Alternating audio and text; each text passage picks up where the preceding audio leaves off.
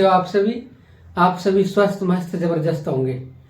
मेरे प्यारे दोस्तों, क्लास 2 दिन लेट आने का मतलब बराबर में कथा भागवत हो रही थी, इस वजह से थोड़ा डिस्टर्ब था। लेकिन आज के बाद में क्लास रेगुलर रहेंगी, कंटिन्यू रहेंगी। क्लास जिस तरीके से निरंतर चल रही है क्लास है उसी तरीके से निरंतर चलेंगी, कोई दिक्कत नहीं आएगी। मेरे प्यारे दोस्तों, थंबनेल तो आपने देख ही लिया होगा।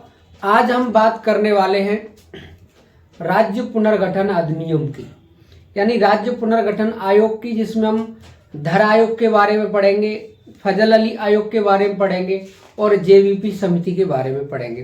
तो मेरे प्यारे दोस्तों, संविधान सभा जब संविधान का निर्माण कर रही थी तो उस समय राज्यों को लेकर के भाषा के आधार पर मांग उठने लग गई, क्योंकि 15 अगस्त 1947 को भारत आजाद हुआ है।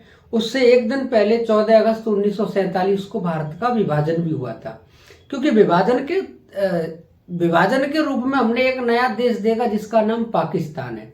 जब पाकिस्तान अलग धर्म के नाम पे अलग हुआ तो भारत में भी राज्यों की जो मांगे हैं वो भाषा के आधार पर उठना शुरू हो गई। लेकिन जब भाषा के आधार पर राज्यों की मांग शुरू हो गई तो एक आयोग का गठन किया गया संविधान सभा के द्वारा, और संविधान सभा के द्वारा जिस आयोग का गठन किया गया उसका नाम है धर आयोग। धर आयोग या भाषाई प्रांतीय आयोग, क्योंकि भाषा के आधार पर हम प्रांत बना सकते हैं या नहीं, उस तरीके से उसका नाम रखा गया। क्या भाषा के आधार पर राज्य बनना संभव था? ये सामने चुनौतियां आ रही थी और उस समय भारत में संविधान का निर्माण भी हो रहा था। तो हम सबसे पहले बात करने वाले हैं धर आयोग की, यानी हम राज्य पुनर्गठन, राज्यों का पुनर्गठन देखेंगे। यानी इसमें हम क्या देखेंगे? राज्यों का पुनर्गठन। हम जब राज्यों के पुनर्गठन की बात करें तो सबसे पहले हम बात करने वाले हैं भाषाई प्रांतीय आयोग के बारे में। ये जो भाषाई प्रांतीय आयोग है इसे हम धर आयोग भी कहते हैं, यानी भाषाई प्रांतीय आयोग बोले या फिर धर आयोग बोले, दोनों का मतलब एक ही है। और ये जो भाषाई प्रांतीय आयोग है या धर आयोग है, इसकी जो डेट है ये है 1948। यानी ये आयोग कब का है? 1948 का। जब 1948 में इस आयोग की बात चल रही है तो इसमें हम सबसे पहले देखेंगे कि इसका गठन कब हुआ। गठन हुआ था इसका 17 जून 1948 को। धर आयोग के बारे में गठन को लेकर के बातें पेपर में क्वेश्चन आता है कि धर आयोग का गठन कब किया गया। तो जो यानी 17 जून 1948 को जब इसका गठन किया गया तो गठन किसके द्वारा किया गया? तो संविधान सभा के द्वारा, यानी संविधान सभा ने किया। और संविधान सभा में जो अध्यक्ष हैं वो कौन है? डॉक्टर राजेंद्र प्रसाद। राजेंद्र प्रसाद, यानी संविधान सभा के जो अध्यक्ष हैं डॉक्टर राजेंद्र प्रसाद, उनके द्वारा एक आयोग बनाया गया जिस आयोग का नाम था भाषाई प्रांतीय आयोग। धर आयोग इसका नाम इसलिए है क्योंकि भाषा के आधार पर जो आयोग बना है, क्या भाषा के आधार पर राज्य बनने चाहिए, उसलिए जो आयोग बना है उसका जो अध्यक्ष है, उसके अध्यक्ष की हम बात करें, इस आयोग के अध्यक्ष की, वो हैं सुमन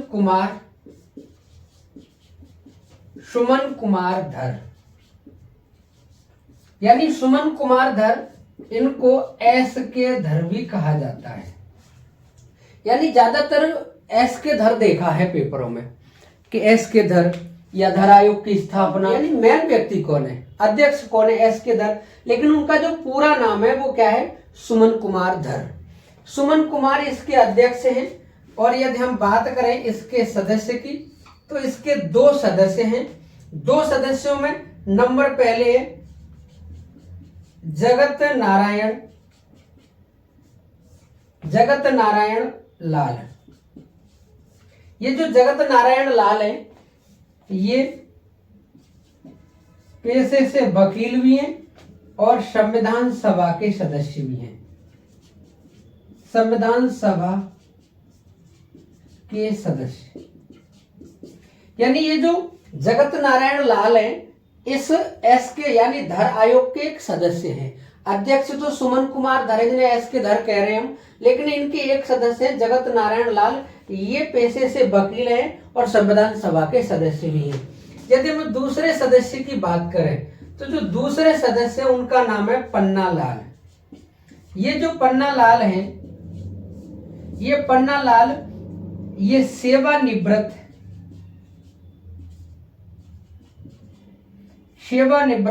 आईएएस अधिकारी हैं, यानी ये सेवानिवृत्त आईएएस अधिकारी हैं।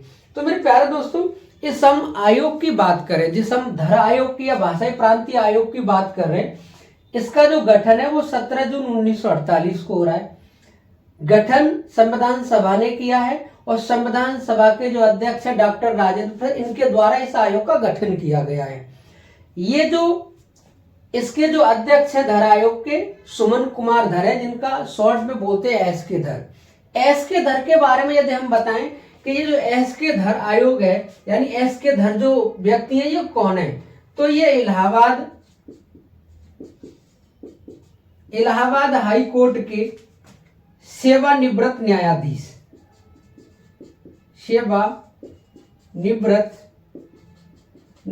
है। यानी यहां से हमें जो धर आयोग में जो तीनों व्यक्ति हैं, तीनों व्यक्तियों के बारे में पता लग गया ये है कौन। तो जो धर एसके धर है ये इलाहाबाद हाईकोर्ट के सेवानिवृत्त न्यायाधीश हैं। जगत नारायण लाल ये वकील है पेशे से, संविधान सभा के सदस्य भी हैं, और पन्ना लाल सेवानिवृत्त आईएएस है। ये तीनों व्यक्तियों को लगाया गया है क्या भाषा के आधार पर हम प्रांत बना सकते हैं। तो मेरे प्यारे दोस्तों, इस आयोग ने अपनी रिपोर्ट दी दिसंबर 1948 को, साल के लास्ट में। जैसे दिसंबर 1948 में अपनी रिपोर्ट दी और रिपोर्ट देते समय कहा कि इस आधार पर, यानी कहा कि भाषा के आधार पर राज्यों का गठन नहीं हो सकता। यानी इस रिपोर्ट में जब रिपोर्ट ये दी गई है, बना आयोग है जून 1948 में और रिपोर्ट दी गई दिसंबर में, और क्लियर कह दिया कि भाषा के आधार पर हम राज्य नहीं बना सकते और इसमें मेन जो भूमिका रहेगी एक रूपता वो प्रशासनिक यानी प्रशासनिक आधार पर राज्य बन सकते हैं लेकिन भाषा के आधार पर राज्य नहीं बन सकते। तो मेरे प्यारे दोस्तों, इनसे क्वेश्चन जो आता है वो इसलिए आता है कि एक तो यही पूछता है कि धर आयोग कब बना, 1948 में। गठन कब हुआ, 17 जून 1948 को।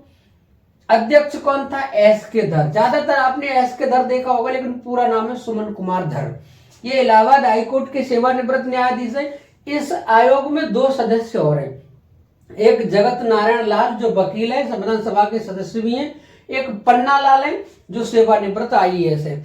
जब इस आयोग ने अपनी रिपोर्ट सौंपी तो कहा कि भाषा के आधार पर राज्यों का गठन नहीं हो सकता, लेकिन प्रशासनिक रूपता बहुत जरूरी है, यानी प्रशासनिक आधार पर राज्यों का गठन हो सकता है। तो मेरे प्यारे दोस्तों, ये है धर आयोग या भाषाई प्रांतीय आयोग।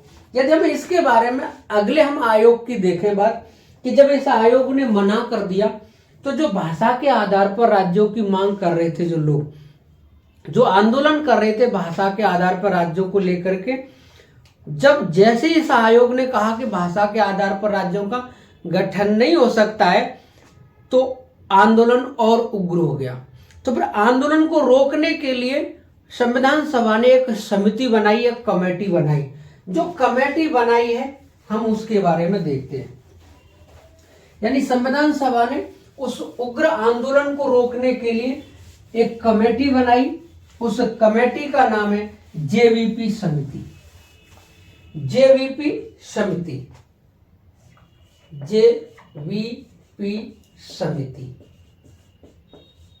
ये जो जेवीपी समिति है ये कब बनी, तो ये भी कब बनी है, 1948 में।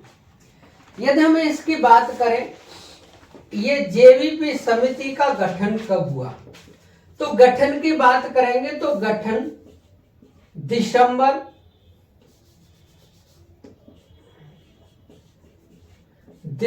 1948 को इसका गठन हुआ।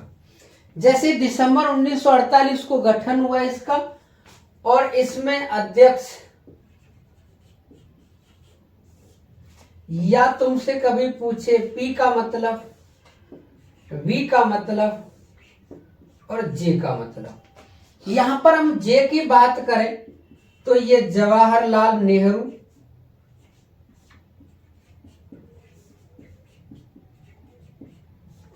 और यदि हम वी की बात करें तो वल्लभ भाई पटेल, और पी की बात करें तो पट्टाभी सीतारमैया। यानी ये कई बार क्वेश्चन पूछा गया है कि जेवीपी जो समिति है उसमें वी का मतलब क्या है, उसमें पी का मतलब क्या है। तो जेवीपी समिति में जे का मतलब जवाहरलाल नेहरू, वी का मतलब वल्लभ भाई पटेल और पी का मतलब पट्टाभी सीतारमैया। यदि हम जवाहरलाल नेहरू की बात करें तो ये उस समय पीएम है। अगर हम वल्लभ भाई पटेल की बात करें तो ये गृह मंत्री हैं और उप प्रधानमंत्री भी हैं। और यदि हम इस पट्टाभी सीतारमैया की बात करें तो ये उस समय कांग्रेस के अध्यक्ष हैं। यानी तीनों के बारे में ये पता लग गया कि ये तीनों हैं कौन। तो पट्टाभी सीतारमैया कांग्रेस के अध्यक्ष हैं उस समय, वल्लभ भाई पटेल गृह मंत्री हैं और उप प्रधानमंत्री भी हैं, और जवाहरलाल नेहरू प्रधानमंत्री हैं। इन तीनों व्यक्तियों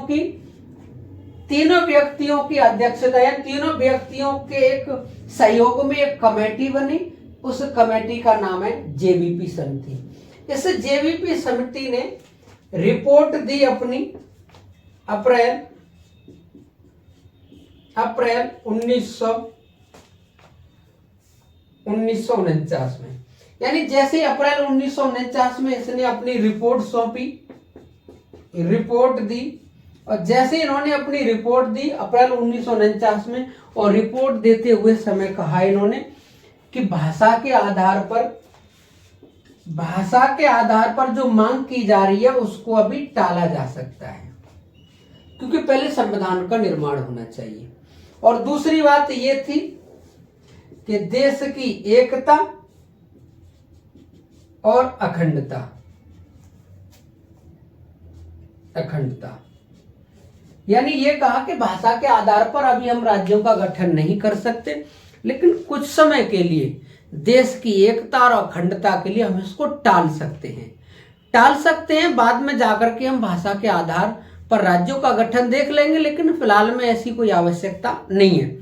तो जो धर आयोग बना है उसने भी भाषा के आधार की मांग को ठुकरा दिया, और जेवीपी समिति बनी है इसने भी भाषा के आधार के मांग को एक तरह से नकार ही दिया था, क्योंकि भाषा के आधार पर राज्यों के लेकर के दिक्कतें ये आ रही थी कि जो एक भाषा है उतना बड़ा हम राज्य बनाएंगे तो कोई जरूरी नहीं है कि उतने बड़े राज्यों में वो एक ही भाषा बोली जाती होगी। कुछ स्थानीय भाषा हैं, कुछ क्षेत्रीय भाषा हैं, कुछ बोली हैं, कुछ अल्प भाषाएं। ये कहाँ जाएंगी, ये लोग कहाँ जाएंगे अगर हम एक ही भाषा के आधार पर राज्य का गठन कर देंगे। तो जेवीपी समिति ने भी मना कर दिया और धर आयोग ने भी मना कर दिया। अब इसके बाद में दिक्कतें क्या आई, जेवीपी समिति के बाद में हमारे संविधान का भी निर्माण होने ही वाला है, क्योंकि इसने अपनी रिपोर्ट कब दी है, अप्रैल 1949 को, और संविधान बनकर के तैयार कब हो गया था, 26 नवंबर 1949 को। 26 नवंबर 1949 को संविधान अंगीकृत हुआ।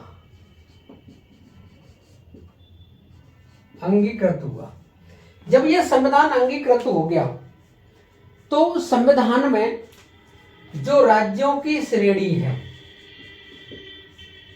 राज्यों की जो श्रेणी है वो 4 थी। यानी जो संविधान हमारा बना है, ये तो मांगे हो रही है भाषा के आधार पर, लेकिन जो संविधान हमारा बन करके तैयार हो गया 26 नवंबर 1949 को, उसमें राज्य किस तरीके से रखे गए हैं, तो उसमें राज्यों की जो श्रेणी है वो 4 है। जब राज्यों की श्रेणी 4 है तो हम बात करने वाले हैं जो 4 श्रेणी है उसमें भाग बना दिए, भाग क, ख, ग और घ, इस तरीके से थोड़ा बड़ा बड़ा लिख दें। यानी क, ख, ग और घ, ये 4 श्रेणी बना दी है। कभी कभी ये इस तरीके से आती, ए, बी, सी और डी, इस तरीके से। क ख भी आ सकता है, ए बी सी डी भी आ सकता है। ये जो 4 श्रेणियां बनाई गई हैं, ए श्रेणी में या क श्रेणी में वे राज्य रहेंगे जो 1935 में प्रांत कहे गए थे। यानी 1935 का जो अधिनियम आया था, 1935 का अधिनियम आया था, उस समय हमने प्रांत बनाए थे, और जो प्रांत रहे थे 1935 के समय पे वो क में रहेंगे। यानी मेरे कहने का मतलब यह है कि ब्रिटिश प्रांत भाग क में रहेंगे, यानी भाग श्रेणी ए में रहेंगे ब्रिटिश प्रांत, और इनकी संख्या कितनी थी, 9।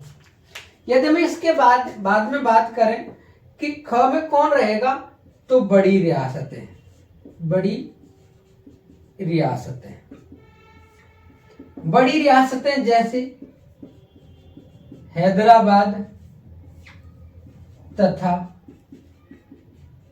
मैसूर, ये बड़ी रियासतें आती हैं। इनकी भी संख्या उस समय 9 रख ली। यानी बड़ी रियासतें भी इस बी के हिसाब से कितनी बन रही थी, 9। यदि हम सी की बात करें तो सी में चीफ कमिश्नरी क्षेत्र, या इन्हें मुख्य आयुक्त क्षेत्र तथा छोटी रियासतें, ये कहां रखी गई, भाग यानी सी में, यानी ग में। ये चीफ कमिश्नरी क्षेत्र या मुख्य आयुक्त क्षेत्र तथा छोटी रियासतें, ये कहां रखी गई, सी में या ग में। और घ में जो रखी गई है वो है आपके अंडमान और निकोबार, अंडमान और निकोबार द्वीप समूह तथा अर्जित किए जाएंगे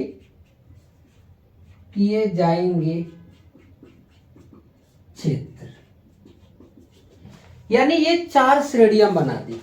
यानी ये जो 4 श्रेणियां, हमारा जो संविधान बनकर के तैयार हुआ है, उसमें जो राज्य बनेंगे ABCD के आधार पे बनेंगे, क ख ग घ के आधार पे बनेंगे। जो ए में रखे जाएंगे वे रखे जाएंगे जो 1935 के अधिनियम, जिन्हें हम भारत में राज्य कहते थे, प्रांत कहते थे, यानी सीधी सी भाषा में ब्रिटिश प्रांत।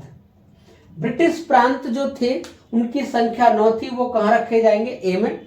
बड़ी रियासतें बी में रखी जाएंगी, और छोटी रियासतें यानी छोटी रियासतें और चीफ कमिश्नरी क्षेत्र ग में रखे जाएंगे, और घ में अंडमान और निकोबार द्वीप समूह तथा अर्जित किए जाएंगे राज्य। अर्जित किए जाएंगे का मतलब यह है कि जिस समय हम बात कर रहे हैं 1949 की, उस समय अंग्रेज तो चले गए हैं भारत से, लेकिन भारत में 2 बीमारी रह गई। 2 बीमारियों में एक पुर्तगाली जो दमन द्वीप और गोवा में रुके हुए हैं, और एक बीमारी फ्रांसीसी जो कराईकल, पांडुचेरी, यनम, माहे और चंद्रनगर में रुके हुए हैं। इनको जैसे ही हम यहाँ से भगाएंगे तो वो क्षेत्र हम कहाँ रखेंगे, वो क्षेत्र कहाँ रखे जाएंगे? घ में। यानी अर्जित किए जाएंगे क्षेत्र कहाँ रखे जाएंगे? घ में। ऐसे क्षेत्र यहाँ रखे जाएंगे। मेरे प्यारे दोस्तों, यदि हम इन चीफ कमिश्नर वाले एरिया की बात करें और छोटी रियासतों की बात करें तो इनकी संख्या कितनी थी? 10। और यदि हम अंडमान और निकोबार द्वीप समूह की बात करें और अर्जित किए जाएंगे, इनकी संख्या यहाँ पे कितनी लिखी गई थी? 2।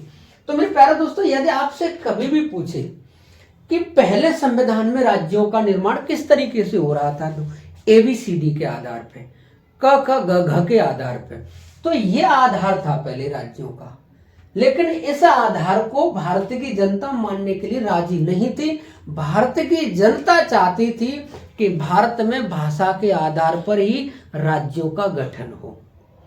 इसके बाद में जैसे हमने ये देखा और इसके बाद में ही समस्या ये आ गई कि जैसे ही संविधान बनकर के तैयार हुआ और संविधान बनकर के तैयार होने के बाद 50 में लागू भी हो गया, लेकिन एक व्यक्ति के बारे में बात करने वाले हैं जिनका नाम है पोट्टी श्री रामुलु।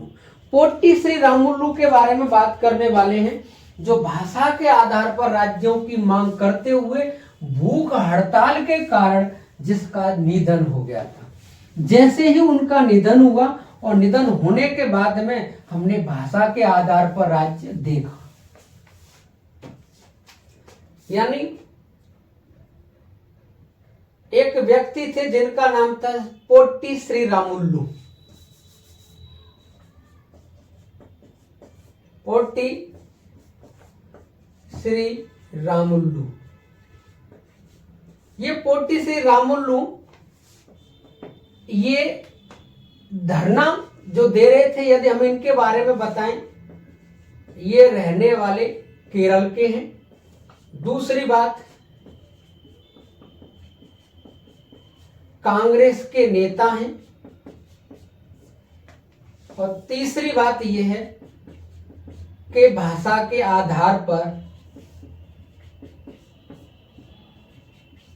आधार पर राज्य की मांग कर रहे हैं। यानी पहली बात यह है कि ये पोट्टी श्री रामुलु है कौन? केरल के रहने वाले कांग्रेस के नेता हैं, भाषा के आधार पर राज्य की मांग कर रहे हैं। और भाषा के आधार पर राज्य की मांग करते हुए भूख हड़ताल ऐसी वैसी नहीं कि जनता के सामने बैठे भूख हड़ताल पे और पीछे से जाए और मार दी फ्रूटी, ऐसा नहीं। भूख हड़ताल वाकई में भूख हड़ताल थी। और जैसे भूख हड़ताल करने के बाद 56वें दिन पोट्टी श्री रामुलु का निधन हो गया। और जैसे निधन हुआ, वो डेट है 15 दिसंबर 1952। यानी 15 दिसंबर 1952 को जैसे पोट्टी श्री रामुलु का निधन हुआ, पूरे देश में अफरा तफरी मच गई। जैसे पूरे देश में अफरा तफरी मची, त्राहिमाम मचा, कत्लेआम हुआ। जब ये चीज देखी तो तुरंत ही एक्शन लिया गया और पोट्टी श्री रामुलु के निधन के बाद में ही 1 अक्टूबर 1953 को एक राज्य देखा जो मद्रास से अलग हुआ। उसका नाम था आंध्रा। राज्य कौन सा बना? आंध्रा। पहले आंध्र प्रदेश इसका नाम नहीं था। जब ये बना था भाषा के आधार पर तो नाम क्या था? आंध्रा। और इसकी राजधानी जो बनी थी, उसका नाम था कुरनूल। राजधानी कौन सी बनी? कुरनूल। तो आपसे कभी भी पूछे कि भाषा के आधार पर बनने वाला पहला राज्य कौन सा है? आंध्रा। आंध्र प्रदेश ऑप्शन में हो, हमारा आंसर वही होगा। कभी ऑप्शन में आंध्रा या आंध्र प्रदेश अलग अलग नहीं होंगे, या तो आंध्रा होगा या आंध्र प्रदेश। लेकिन जिस दिन ये बना था 1 अक्टूबर 1953 को भाषा के आधार पर, उस समय नाम आंध्रा ही था, राजधानी थी कुरनूल। लेकिन आपसे कभी भी पूछ ले कि आंध्रा भाषा के आधार पर किस प्रांत से अलग हुआ था। तो किससे अलग हुआ था? मद्रास से। जब ये मद्रास से अलग होकर आंध्रा बना और ये किस भाषा के आधार पर बना? तो आंसर है तेलुगु। किस आधार पर बना? भाषा कौन सी है? तेलुगु। तो तेलुगु भाषाई आधार पर एक राज्य देखा गया आंध्रा। आंध्रा राजधानी कुर्नूल और भाषा कौन सी थी? तेलुगु। जैसे ही तेलुगु भाषा के आधार पर आंध्र प्रदेश बना और यहीं से क्वेश्चन हमारे बनते हैं। जब भी राज्य पुनर्गठन से लेकर के क्वेश्चन जब बनते हैं तो शुरू में पोट्टी श्री रामुलु से क्वेश्चन आते हैं, एस.के. धर आयोग से क्वेश्चन आते हैं, जेबीपी समिति से क्वेश्चन आते हैं। अब हम बात करने वाले हैं कि भाषा के आधार पर ही एक आयोग बनेगा, अब उसका नाम होगा राज्य पुनर्गठन आयोग। जब वो राज्य पुनर्गठन आयोग बनेगा तो उसकी प्रतिक्रिया क्या होगी उसके बारे में देखते हैं। तो यदि हम बात करें राज्य पुनर्गठन आयोग की, राज्य पुनर्गठन आयोग कब बना, अध्यक्ष कौन था, कितने सदस्य थे और कौन कौन से सदस्य थे। यदि हम बात करें राज्य पुनर्गठन आयोग, राज्य पुनर्गठन आयोग हो या फिर आपसे पूछ सकता है फजल अली आयोग, फजल अली आयोग।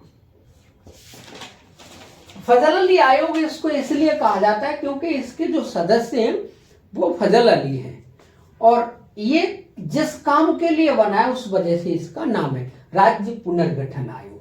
यदि इसके बनने की तिथि आपसे पूछ ले, सन पूछे तो कौन सी है? 1953। तो अगर राज्य पुनर्गठन आयोग की बात करें तो इसका गठन कब हुआ? 1953 में। जब इसका गठन 1953 में हुआ, इसका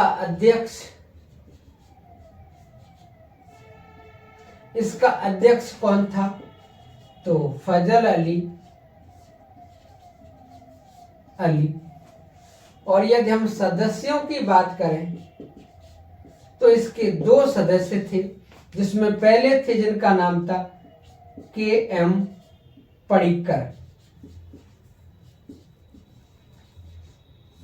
पडिक्कर और दूसरे जो सदस्य थे उनका नाम था H.N. कुंजरू। यानी दूसरे सदस्य कौन थे? H.N. कुंजरू। और H.N. कुंजरू की बात करें तो इनका पूरा नाम है हृदय नाथ कुंजरू। यानी हृदयनाथ कुंजरू, के.एम. पडिक्कर और फजल अली, ये 3 व्यक्ति इस राज्य पुनर्गठन आयोग के सदस्य हैं, अध्यक्ष हैं। रिपोर्ट देता है 1955 में। इसने अपनी रिपोर्ट कब दी? 1955 में। और जैसे इसने अपनी रिपोर्ट दी, इसने कहा कि भाषा के आधार पर राज्यों का गठन तो हो सकता है, लेकिन केवल एक ही भाषा का वो राज्य होगा ये नहीं हो सकता। यानी अगर उस राज्य में कोई दूसरी भाषा बोलने वाले लोगों की संख्या 30% होगी तो ऐसे राज्य को हम द्विभाषीय राज्य कह सकते हैं। द्विभाषीय राज्य का मतलब ये है कि कोई जरूरी नहीं है कि एक ही भाषा के आधार पर वो राज्य होगा, 2 भाषा के आधार पर भी हो सकता है। क्योंकि मेरे प्यारे दोस्तों, सबसे अच्छा उदाहरण है उत्तर प्रदेश। की उर्दू को दूसरी राज्य भाषा घोषित किया गया तो हमारा उत्तर प्रदेश 1989 से ही द्विभाषीय राज्य है। तो ये कहा गया कि जिस क्षेत्र में 70% आबादी उस भाषा को बोलती है, हम उस भाषा के आधार पर उस राज्य को बना देंगे, लेकिन 30% बोलने वाले 30% लोग जो बोलने वाले उस भाषा को होंगे तो उस क्षेत्र को, उस राज्य को हम दूसरी भाषा में बदल सकते हैं। तो एक तो ये भाषा बोली बात कही गई यहाँ पे। और दूसरी बात ये बोली गई कि प्रशासनिक आधार भी रहेगा। यानी ये नहीं है कि प्रशासनिक आधार के आधार पर भी हम राज्य का गठन नहीं कर सकते, प्रशासनिक आधार भी रहेगा, भाषा का आधार भी रहेगा। तो कौन सा ऐसा आयोग है जिसने भाषा के आधार को स्वीकारा और स्वीकार किया गया, वो कौन सा है? फजल अली आयोग या राज्य पुनर्गठन आयोग। तो राज्य पुनर्गठन आयोग से जो क्वेश्चन आते हैं, ये कब बना? 1953 में। अपनी रिपोर्ट कब दी? 1955 में। इसका गठन 1953 में। अध्यक्ष थे फजल अली, सदस्य थे के.एम. पडिक्कर और एच.एन. कुंजरू या हृदयनाथ कुंजरू। तो ये हमारा राज्य पुनर्गठन आयोग है।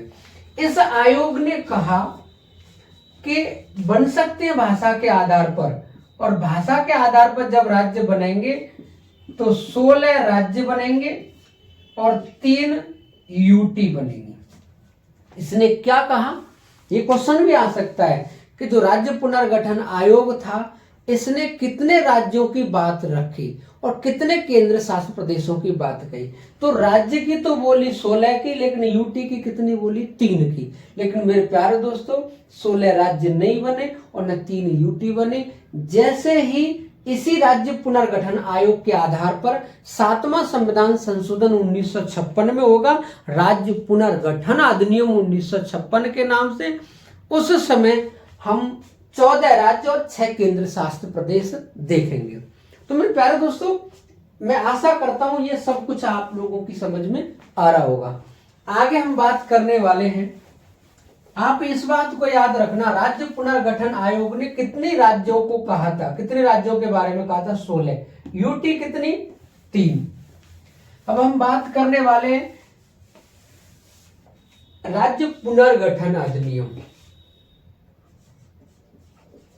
राज्य पुनर्गठन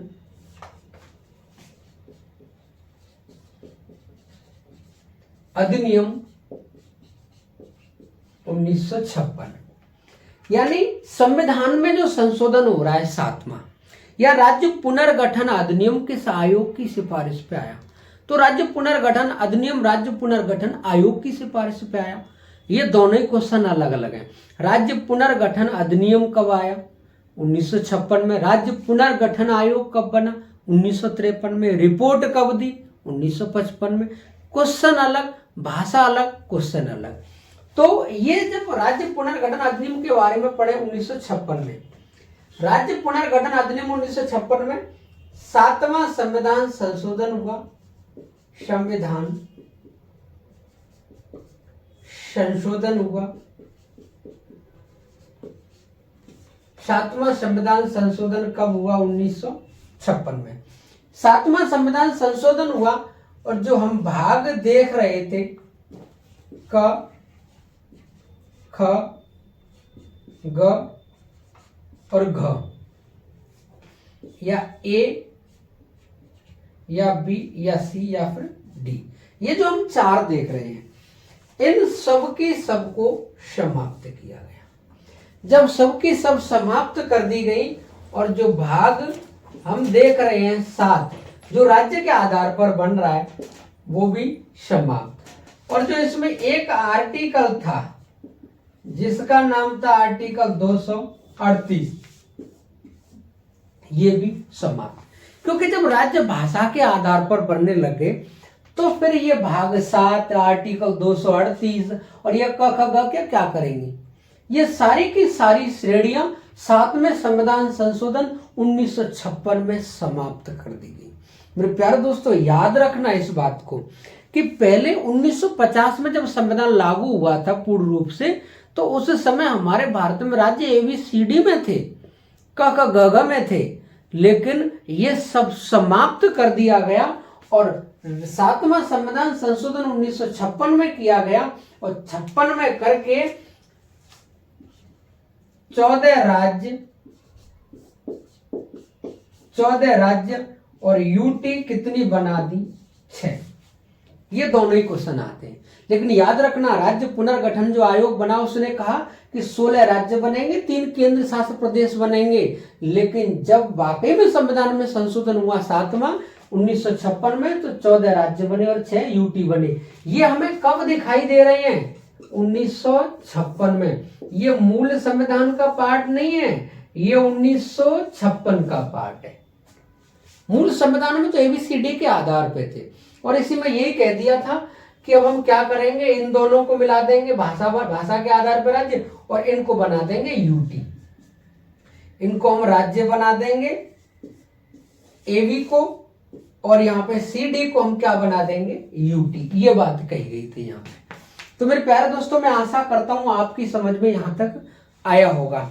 अब हम बात करेंगे उन राज्यों की जो 14 राज्य बने हैं और 6 यूटी बने हैं। लेकिन मेरे प्यारे दोस्तों, वीडियो कैसी लगी?